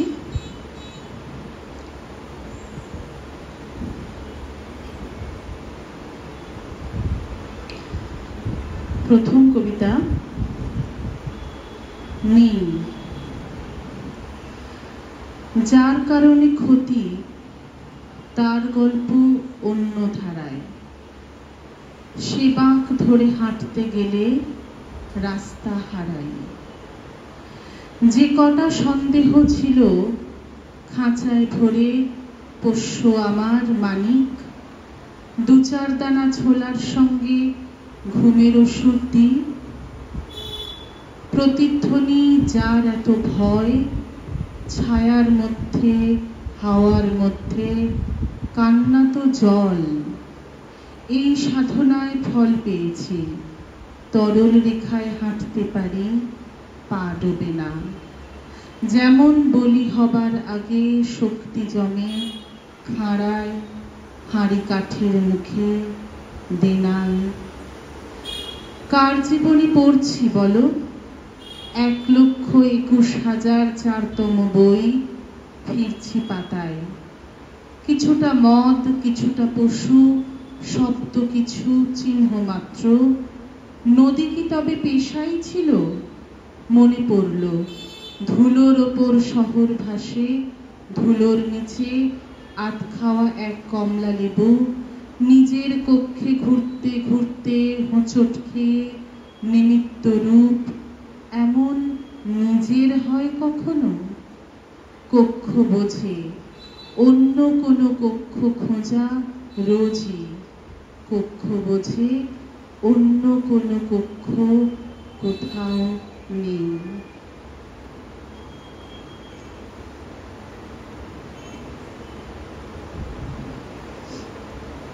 দ্বিতীয় কবিতা, বাৎসরিক। আগেও সে খোঁজ নিত, মণিবন্ধে এই শুক্র অজাত শত্রু, পরমাণু ছায়া অভিমানী। কি করে চলছে দিন, ইহতিষ্ঠ ইহতিষ্ঠ, কত সুরক্ষিত। এখন সে কৌতূহল, আত্মরক্ষা ঘোর অজুহাত। নিবিষ্ট দৃশ্যে দেখে সাজানো বিষাদ, কোনো ক্ষোভ জ্বর অনীহা অলিক, কাঠামোয় পচা গলা বিসর্জন, আর কোনো অপবাদ ছায়া লোকচক্ষে সামনে এলো আজ। খোঁজ সে এখনো নেয়, ইহা গচ্ছ কলস উপুর হয়ে ভেসে গেল তিতিক্ষার মেঘ। কিছুটা কি বাকি পড়ে আছে? প্রবীণ সে দণ্ডমুণ্ড হোতা, মধ্যমায় কুশ জাগ্রত, মেহনের ফাঁকে ফাঁকে উচ্চকিত মন্থনের দায়। যে কর্তব্য সঙ্গমেরই নাম, তাকেই বিবস্ত্র করে খড় মাটি জল লেপে প্রতিষ্ঠায় সদর দালান। জানো না, বোধন হলো আজ। সন্ধ্যের অনতি দূরে দুহাতে উঠিয়ে নাও তার মুখ। দেখো পদ্ম, কে নেমেছে সরোবর দেখে। ঘণ্টা বাজে প্রার্থনা সভায়, তোমাদেরই মঙ্গল কামনা দিকে দিকে। ভুলে যাও পথিমধ্যে কত সূত্র মেলেনি বলে, কিছু বাতি নেভায়নি কেউ। কি উদ্ধত ভোগের ফোয়ারা, শুভ্র চাদরের পাশে প্রণয় চিহ্নের ভয়। পৃথিবী চেনাবে তাই জ্বলে আছি ধক ধক দক্ষিণের ঘাটে, শরীরে শরীর হয়ে। দেখা হলে বলো তাকে, সে দৈত্য অতিরঞ্জনীয়। সে তীর্থ অনুসার প্রতি উচ্চারণ শেষে জোর থাকে, জোরই সংহার। ভুল শুধু অনুবীক্ষণে, ভুলে থাক। ভুলেছে মুলুক যদি এ বিস্মৃতি, এই অনাদর উচ্চারিত রোজ, তাই অধিকার। তো আমার কথা ছিল নারী বিশ্ব নিয়ে বলা, তো আমার কবিতার মধ্যেও সেই নারী বিশ্বই জড়িয়ে থাক। একটু একটু রিকনস্ট্রাকশন এগুলো হয়তো থাকবে। বিজ্ঞাপনের মেয়ে। কলার মান্দাসে ভেসে যায় বেহুলা, এ নদীর নাম গঙ্গা। জল এখানে ঘোলা, পুঁতিগন্ধময়। বারবার ব্যাহত হয় গতি, বারবার ভাঙে বেহুলার তন্নিষ্ঠ ধ্যান। দক্ষিণমুখতার স্বামীর সব ক্রমশ পাষাণের মতো ভারী হয়ে ওঠে। তীরভূমি বড় লাস্যময়। হাওড়া ব্রিজ থেকে নদীবক্ষে ঝুঁকে পড়া একসার আলো ওকে অপরূপ হাতছানি দেয়, ডাকে। কতকাল ঘরে পা দেয়নি বেহুলা, কতকাল ধরে ভাসছে সে, আর তার ভেলার পাশ বরাবর ভেসে যাচ্ছে কুমির ও কামটের দল। ছিন্ন বিচ্ছিন্ন দৃশ্যপট তাকে পাগল করে তোলে। টলমল করে ওঠে বিশ্বাসের মূল।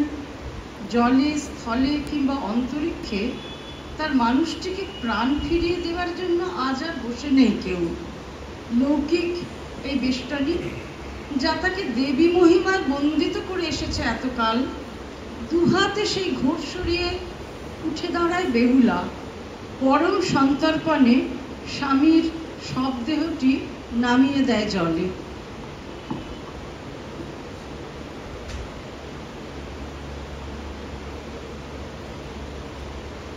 আমার দ্বিতীয় এবং শেষ কবিতা, বৌভাত। প্রথমে তো ভয়েই মূর্ছা গেছি প্রায়।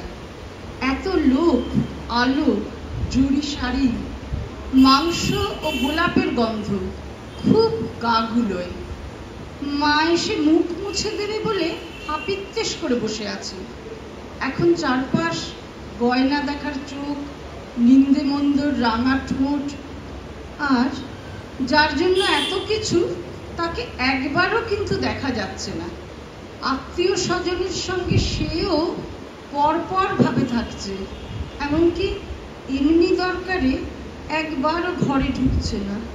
কি আশ্চর্য!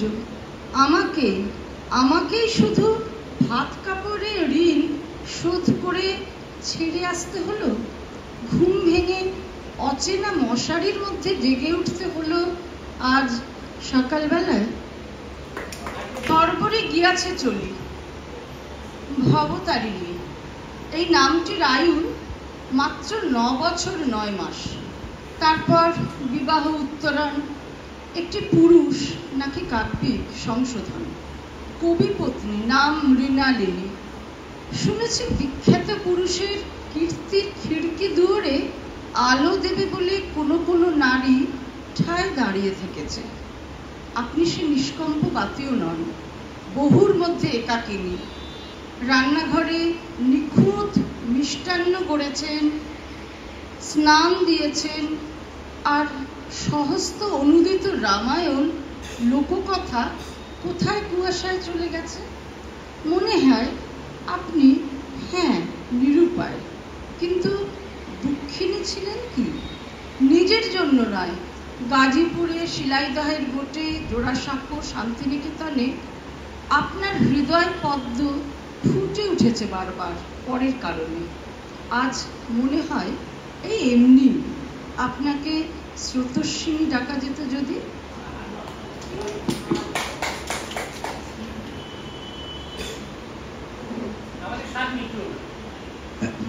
চৈতালিদিকে আমরা পরের যদি কোনো অনুষ্ঠান আমরা আবার করতে পারি তাহলে চৈতালিদিকে অবশ্যই পাবো। আমরা অরুণাংশুদাকেও পাবো, বিজয়দাকেও পাবো, এবং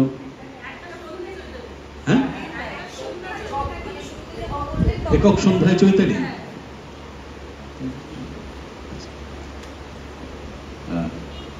একটা কথা, অরুণাংশুদা কবিতা পড়বেন, তার আগে আমি 1 মিনিটের একটা কথা বলি। সেটা হচ্ছে যে আমি জীবনে এই কবিতা কেন্দ্রিক কোনো অর্গানাইজিং কাজকর্মে এখনো পর্যন্ত যুক্ত ছিলাম। এটা আমার প্রথম, মানে সবার পথ স্পন্দন, শুধু স্পন্দন না, সবার পথ থেকেই এই যে বিষয়টা আমাকে করতে বলা হয়েছিল, আমি খুব সংশয় ছিলাম যে কতটা সেটা করে উঠতে পারা যাবে। তো এখন তো ভালোই লাগছে। আমি অরুণাংশুদাকে অনুরোধ করছি, অরুণাংশুদা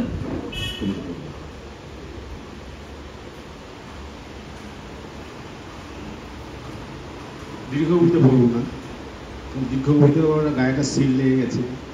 কত নিচে ছোট কবিতা লিখি, এটা কেউ জানে। যাই হোক, এটা একটা ছোট বই, বইটার নাম সোয়েটার। তো এখানে বেশ কিছু কবিতা আছে, যে কবিতাগুলো আমি খুব ছোটবেলায় যাদের দেখেছিলাম এখন তাদের প্রায় কেউই বেঁচে নেই। তাদের মনে করি কোথায় কে খেপা, কে মুদির দোকানের মালিক, এই যে সবার জীবনেই কিন্তু আছে এরা। তার থেকে আমি এগুলো ছোট ছোট 4-5 মিনিট কবিতা দিচ্ছি। একটা কবিতা বলছি, মানে এই বইয়ের নাম কবিতা যেটা সোয়েটার। চারদিকে অগন্তি পুকুর, দূরে ঝিল। ছোটবেলায় ছোট বড় কোনো রকম নদী দেখিনি, শুধু দরজা।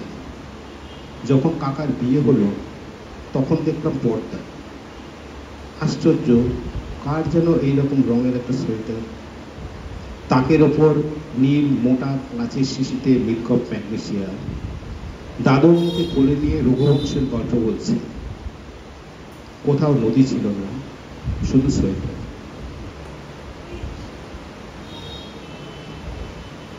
মা,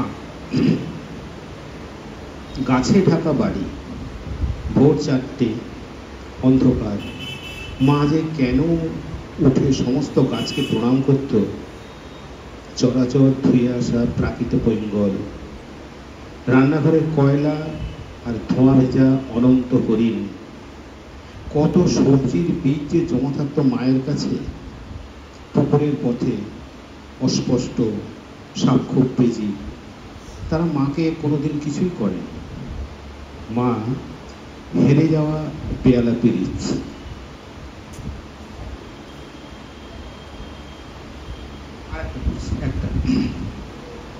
সন্ধ্যার মা আমার বাড়ির কাজের মহিলা ছিল। ঘুঁটে যে এত গোল হতে পারে, ঘুঁটের উপরে সন্ধ্যা, এত গাছপালা, ছোট বাড়িটা প্রায় দেখাই যায় না। সন্ধ্যার মা আমাদের বাড়িতে কাজের পিসি, ঘুঁটে বিক্রি করত আর ডিম। তার ছেলে অমল আমার সহপাঠী, ক্লাসে ফার্স্ট বয়। সন্ধ্যাদি একদিন কেন যে হঠাৎ হারিয়ে গেল। নমস্কার। আমি স্পন্দনকে একটু ডেকে দিচ্ছি। স্পন্দন।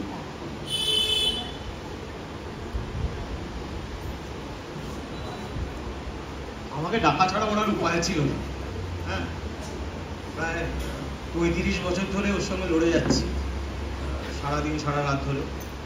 এবার আমরা দুজনে একটা সময় একদিন কি হলো, রামরাজাতলা, ওর বাড়ি বাউরিয়ায়, আমার বাড়ি রামরাজাতলায়।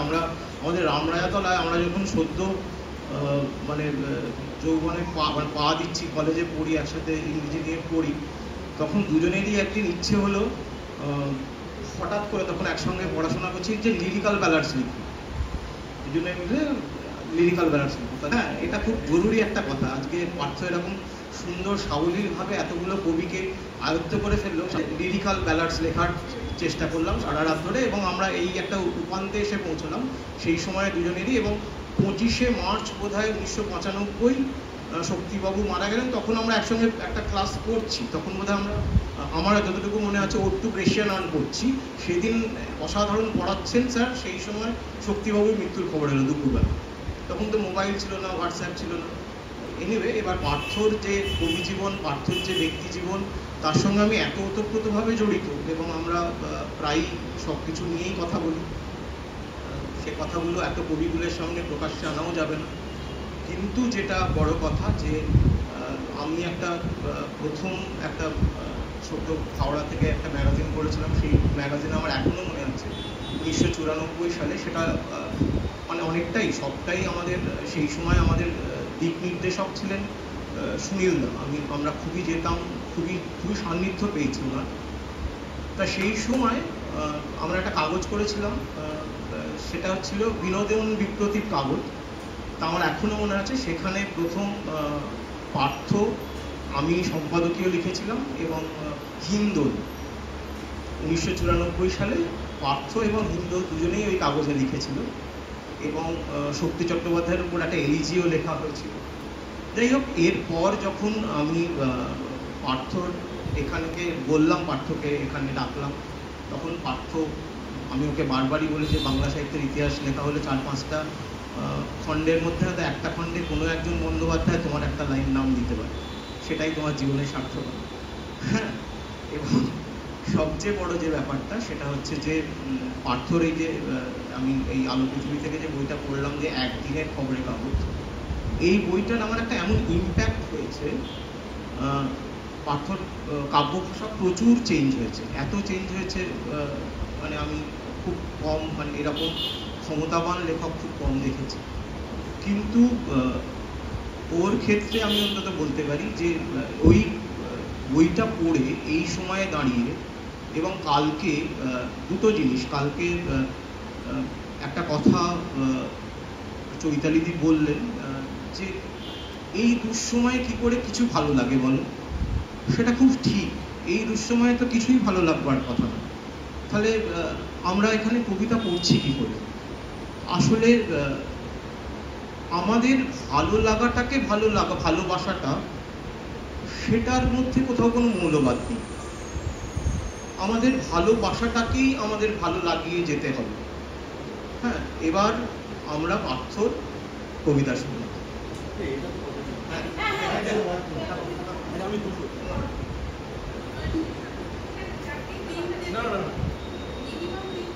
আচ্ছা, আমার কিন্তু কবিতা পাঠের মানে কোনো কথাই ছিল না, এবং আমি স্পন্দনকে বলেছিলাম যে যারা আসছেন তারা কবিতা পাঠ করবেন। যাই হোক, স্পন্দনের অনুরোধ, আমি আজকে যেটা হয়েছে, আমি মোবাইল থেকে খুব একটা পড়ি না, মানে পড়তে পারি না। আমি আসার সময় আমার একটাও বই আনতে ভুলে গেছি, ফলে আমি কিছুটা বাধ্যই হচ্ছি যে মোবাইল থেকেই কবিতা পড়তে। বাচ্চাদের বাড়ি।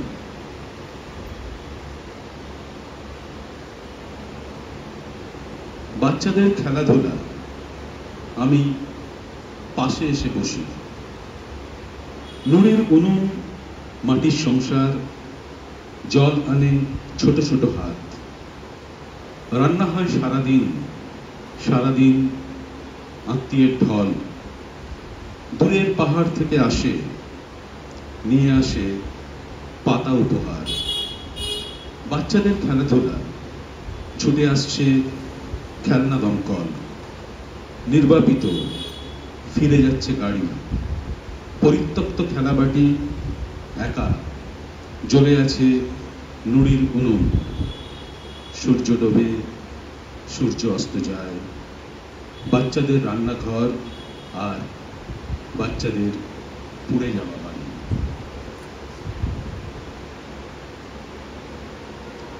ময়ূর। সমস্ত স্নায়ুর কাছে ঢেলে দিই খাড়ের পাহাড়, যেখানে ধারালো বর্ষা জেগে আছে সারাদিন রাত। ঠান্ডা পাথরের ঘামে ভেজা করুণ বিগ্রহ। শ্রাবণ দুঃখ আজ গর্ভগৃহে প্রদীপ নেভায়। হাহাকার করে বালিচৈত। শ্রবণ সন্ধ্যার বুক থেকে একটি অপূর্ণ গান ভাসতে ভাসতে তোমার স্তনের কাছে উড়ে গিয়ে উদাসীন বসে। এ দেহ দীপাধার আর শনিক কর্পূর। দূরে শুধু মঞ্জ ঠোঁটে কেঁদে ওঠে শিখণ্ডী ময়ূর। বলছিল সেটা কথা বলছো আর কি, আমরা ওই জমায়েতটা করি ইচ্ছে, হ্যাঁ, ম্যাজিশিয়ানকে ম্যাজিক ট্যাজিক দেখিয়ে আমরা ওটা বিক্রি করি না, কিন্তু অন্যভাবে বলি আর কি, যে আসুন লড়াই করি। তা সেখানে আমাদের ধ্বনিটাই আছে, ধ্বনিটা আমরা দিই। কারণ সেখানে কিন্তু দর্শকও থাকে, থাকেন না এমন না, তার ঠোঁট কিন্তু ওকে নাড়াতে হয়। তা আমরা এই জায়গাটা একটু বাধ্য করে দিই। তা আমাদের সেই ধ্বনিটা হলো, আমি ধর্ষণের বিরুদ্ধে, আমি ধর্ষণের বিরুদ্ধে, আমি ধর্ষণের বিরুদ্ধে, আমি ধর্ষণের বিরুদ্ধে, আমি ধর্ষণের বিরুদ্ধে, আমি ধর্ষণের বিরুদ্ধে। আমাদের কালগঞ্জি পিঠেও এটা লেখা আছে। সবাইকে অনেক অনেক প্রণাম। সুন্দর একটা সন্ধ্যা কাটালাম, মানে এত আকুল হয়েছে যেটা ভাবা যায়। তারা একটু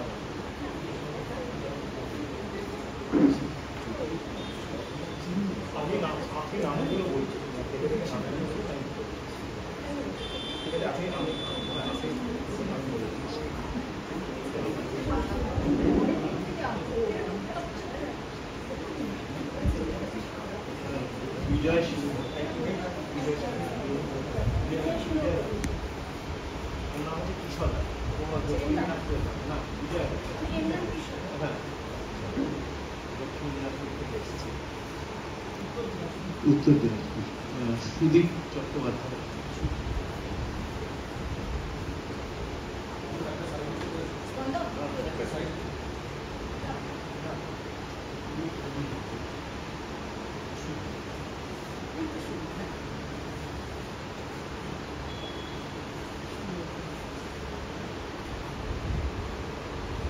শ্যামশ্রী রায় কর্মকার।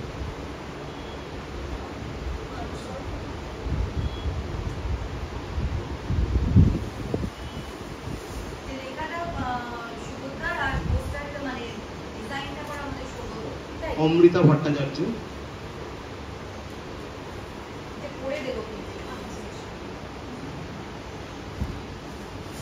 আত্রি চক্রবর্তী।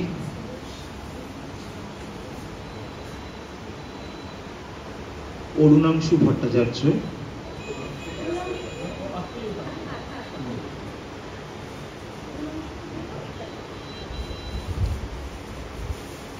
অরুণাংশু ভট্টাচার্য, চৈতালি চট্টোপাধ্যায়।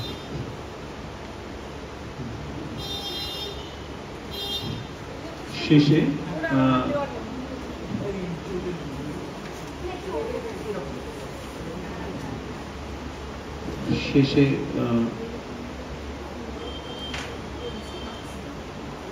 পরিকল্পক পার্থজিৎ চন্দ্র,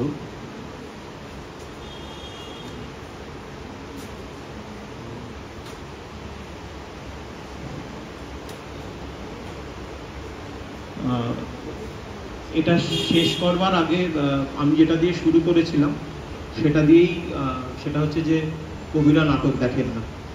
এটা হ্যাঁ, কবিরা নাটক দেখেন না। আমি তো আত্মীয়কে বলেছিলাম একটা ভালো দেখে নাটক অন্তত লিখে দে, বলে আমি পারি না গো, দেখছি গো, ভাবছি গো, ও স্যারের কথা ছাড়া কিছু পারে না। এবার আমরা যেটা করবো সেটা আমাদের একটা নতুন প্রযোজনা, সেটাও একেবারেই সাম্প্রতিক সময়কে নির্ভর করেই তৈরি হয়েছে। যে এই যে কন্টিনিউয়াস যে একেবারে যে সবসময় আমি দেখেছি যে ঘৃণার যে সংক্রমণ চলছে এবং ঘৃণা সংক্রমণের যে রাজনীতি, সেখান থেকে আমাদের ভালোবাসার সম্মোহনে ফিরতে হবে। হ্যাঁ, সেই যে জায়গাটা, হ্যাঁ সেইটা আগে আমি আমাদের নতুন নাটকের যে ফ্লেক্সটা সেটা আমরা চাইছি কবিদের হাত দিয়ে উদ্বোধন হোক। জয়, এটাই মনে হয় সবচেয়ে সেরা হবে।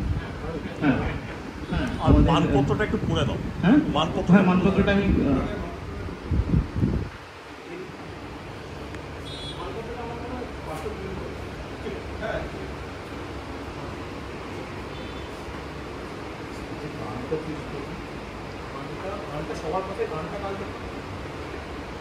আমরা ওই সবার পথে যখন রাস্তার নাটকগুলো করি, সেগুলো কোনো লেখক ডিরেকশন বা তার তৈরি এগুলো আমরা ব্যবহার করে যে সেগুলো যৌথ করে আসে।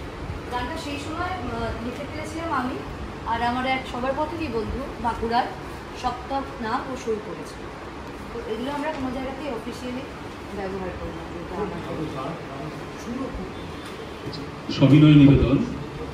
পান্থজন ও লক্ষ্মীর অমল বিমল নিবিড় অনুরতির যিনি কল্যাণীয় মুখ্য যোগ, তিনি সবার পথ।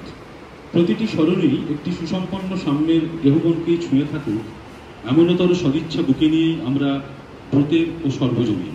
আগে হ্যাঁ, সাম্যের স্নেহছায়াতেই সহাবস্থান নিটল ও রূপশ্রী।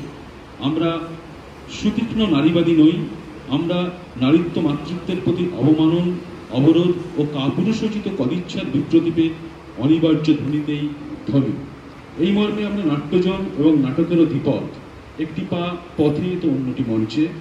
আমাদের এমনতর যাপন অভিজ্ঞতার 14 বর্ষীয়। আমরা সাহিত্যেও জীবনান্বেষী। ইত্যাকার অনুরাগ হেতুই আজকের কবিতা বাসর। আমাদেরটাকে উত্তর সামরিকী তুমুলে সাড়া। আমরা ধন্য, আমরা শিক্ষার্থী, সমবেত পড়ুয়া, কথাকার ও আলোচকদের বিস্তর সমীহ সকলেই প্রভূত যশগামী থাকুন। সবার পথ, কলকাতা, 19 এপ্রিল 2025।